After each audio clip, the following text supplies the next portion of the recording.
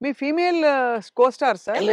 ఎవరు మీ ఫేవరెట్ మీతో పాటు? అంటే అప్పట్లో అప్పట్లో ఎవరున్నారండి? ఎవరు లేరు ఎవరు కదా! లేరు. మీ టైమ్‌లో యాక్చువల్లీ ఎక్కువ మంది లేరు. మేము ఎందుకంటే అంటే బ్రహ్మానందం గారికి కోవై సరళ గారున్నారు. అంతకుముందు ఓ టైమ్‌లో ఆ! శ్రీలక్ష్మి గారు వీళ్ళందరూ ఉండేవారు పాత కామెడియన్స్‌లు. ఏవండీ 'కోవై సరళ' నాతోనే స్టార్టు.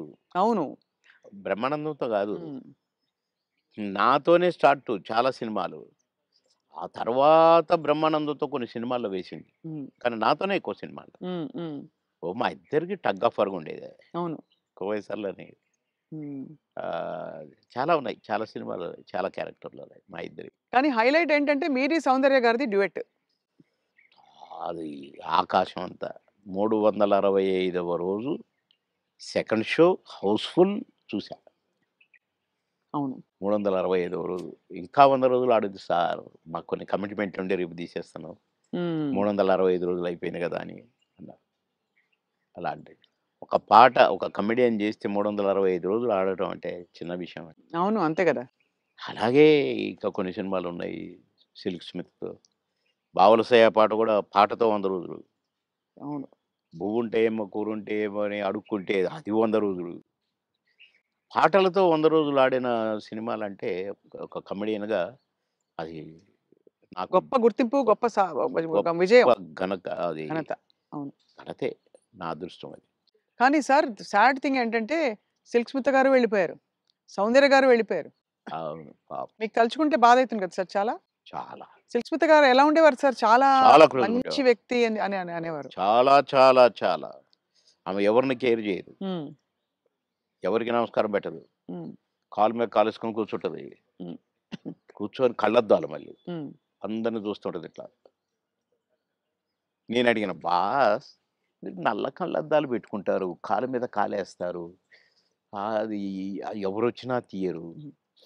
అంటే మీరు నిద్రపోతారా? లేక అబ్జర్వ్ చేస్తారా?" అని అడిగాను నేను. అయితే, "అది కాదు బాస్ ఫూల్స్ నన్ను చూస్తారు. ఇలా ఇలా చూస్తారు నన్ను. అందుకని నన్ను ఎవడు చూస్తున్నాడా అని గమనిస్తూ ఉంటా నేను కళ్ళద్దాలు పెట్టుకొని" అని చెప్పింది నాకు. మరి హీరోలొచ్చినా కూడా తీయవు గదా! అంటే ఎందుకు తీయాలా? హీరోలొస్తే? యాటిట్యూడ్ మంచి స్ట్రాంగ్. నాతో మాత్రం నన్ను చూడంగానే కాళ్ళు తీసేది. నన్ను చూడంగానే లేచి నిలబడేది. నేనెక్కడ కూర్చుంటే అక్కడికొచ్చి కూర్చునేది. హ్మ్. భలే లైక్ చేసేదండి నన్ను. హ్మ్. గ్రేట్. హ్మ్. Great artist. ఎందుకో సార్ గ్రేట్ మంచి మనుషులు తొందరగా వెళ్ళిపోతారనిపిస్తుంది వాళ్ళందరూ. అంతే. కదా! మంచోళ్ళు తొందరగా అయిపోతారు. కరెక్ట్. హ్మ్. మేము దుబాయ్ పోయినాం ఒక ఫంక్షన్‌కి. హ్మ్. నన్ను బాస్ అని పిలిచేది. హ్మ్. బాస్ మనం షాపింగ్‌కెళ్తున్నాం. నేనెందుకు బాస్ నువ్వు లిప్‌స్టిక్‌లయి కొనుక్కుంటావు. నేనేం కొనుక్కోను కదా! నాకొద్దు. నేను రానన్నా. అంటే లేదు నాతో నువ్వు రావాలి. నేను పర్మిషన్ తీసుకున్నా. అంటే పోయినాం. పోతే ఏమేమో కొనుక్కుంది. హ్మ్. ఓహ్! బ్లాక్ కళ్ళద్దాలు పెట్టుకొనొచ్చింది బయటికి. నేనక్కడ అటు ఇటు కూర్చొని అది ఇది ఏదో బాస్ ఎలా ఉంది? అంది. సూపర్ అన్నా. సూపరా? నిజంగా సూపరా? అయితే కొనేస్తున్నా. కొనేసేయి అన్నా. పోయింది. ఆ! కొనేసా అనుకుంటూ వచ్చింది. ఇది మీరు పెట్టుకోండి బాస్ ఒకసారి అన్నది. పెట్టింది నాకు. ఓహ్! సూపర్ అన్నది ఇట్లా పెట్టి.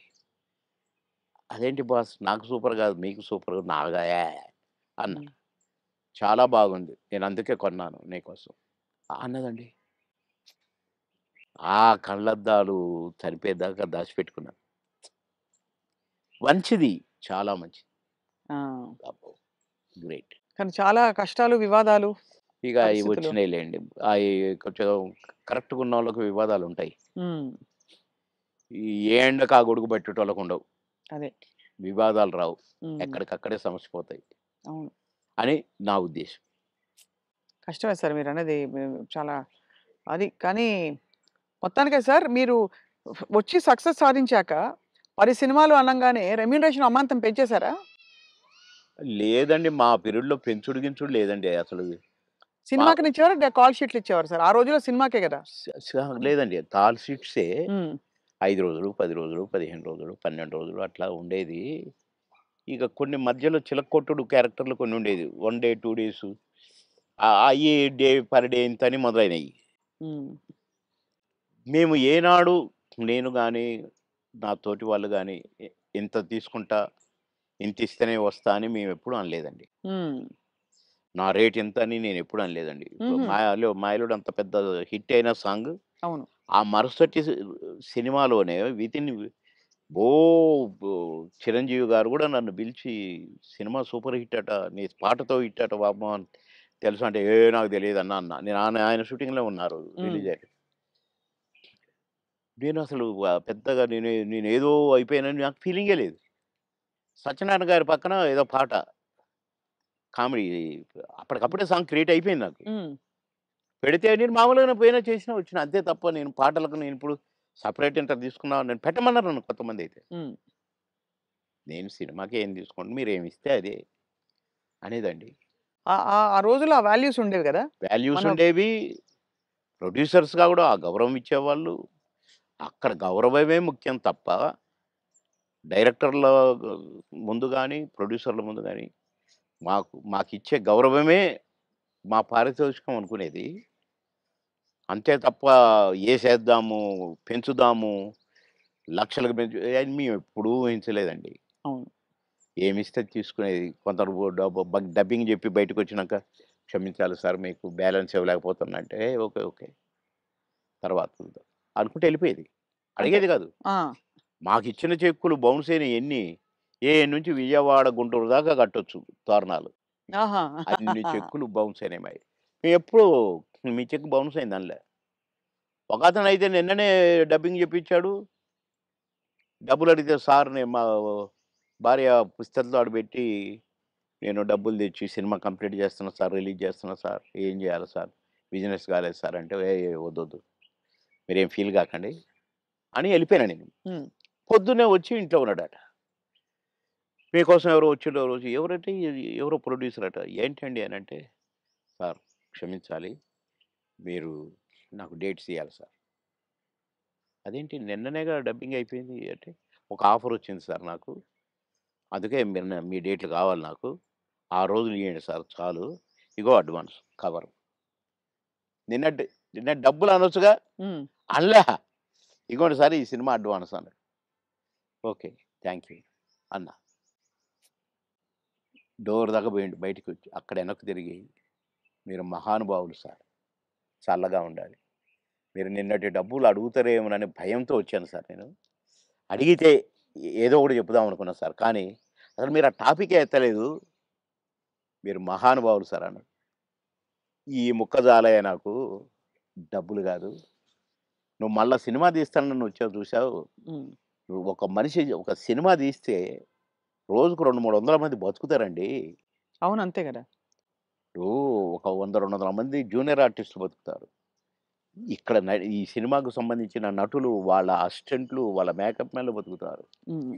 డాన్సర్లు, డాన్స్ మాస్టర్‌లు బతుకుతారు. ఫైటర్లు, ఫైట్ మాస్టర్‌లు బతుకుతారు. ఇప్పుడు ప్రొడక్షన్ డిపార్ట్‌మెంటు, అటు డైరెక్షన్ డిపార్ట్‌మెంటు ఇంతమంది 24 క్రాఫ్ట్స్ మీరు అన్నం పెడతారండి నెల, 2 నెలలు. మీలాంటి వాళ్ళు ప్రొడ్యూసర్‌లు అవుతూ ఉండాలి. సినిమాలు తీస్తూనే ఉండాలి. అందుకనే నేను మీరు అడ్వాన్స్ అనంగానే తీసుకున్నాను అన్నా. అట్లా ఇండస్ట్రీ బతకాలని ఆలోచించాలండి. కానీ అదొకటే కాకుండా సార్ ఆ రోజుల్లో మానవ సంబంధాలు బలంగా ఉండేవి. వ్యక్తుల్ని నిజమండి. పోగొట్టుకోదని. నిజం. ఇవాళేంటి సార్ రోజుకి 5,00,000, 10,00,000 ఇట్లా ఉన్నాయి గదా! పేమెంట్స్ అన్నీ అవును. ఇట్లున్నాయి. కానీ గంటల ప్రకారం ఉన్నాయి ఇప్పుడు. గంటల ప్రకారం కదా సార్ ఇప్పుడు? గంటలు. హ్మ్. నాకు అప్పట్లోనే నేను విన్నానండి. 'ఎన్టీ రామారావు' గారు గాని, 'కృష్ణ' గారు గాని డబ్బులు ఇయ్యకపోతే ప్రొడ్యూసర్‌ని అడిగేవాళ్ళు గారట. హ్మ్. 'కృష్ణ' గారికి ఒకసారి బ్యాడ్ పీరియడ్ వచ్చిందట. రోజు ఎన్నో సినిమాలు చేస్తూ, సంవత్సరానికి 12, 15 సినిమాలు హీరోగా చేస్తూ, అందరు హీరోలు 1, 2 సినిమాలే చేసేది. ఈయన 12 సినిమాలు, 15 సినిమాలు చేసేవాడు 'కృష్ణ' గారు. హ్మ్. అలాంటోడు అంటే డబ్బులు అడగడట. ఇస్తేనే తీసుకుంటాడట. అలాంటాయనకు సినిమాలు లేకుండా అయినాయి. హ్మ్. అలాంటాయన ఆగిపోయిన సినిమాల ప్రొడ్యూసర్‌ల కాడికి పోయి, ఎందుకు ఆగిపోయిందని తెలుసుకొని, ఎంతైతే స్టార్ట్ అయిద్దని తెలుసుకొని డబ్బులిచ్చి, నేనిస్తాను నేను తీస్తా మిగతా సినిమా అని తీసి పెట్టేవాడంట. హ్మ్. ఇయన్నీ విన్నాం. అంత అందుకని చేసి మాకిచ్చే గింతంతా ఇయ్యకపోతే దానికి ఏదో రాద్ధాంతం చేసి, నో అని వదిలేసారు.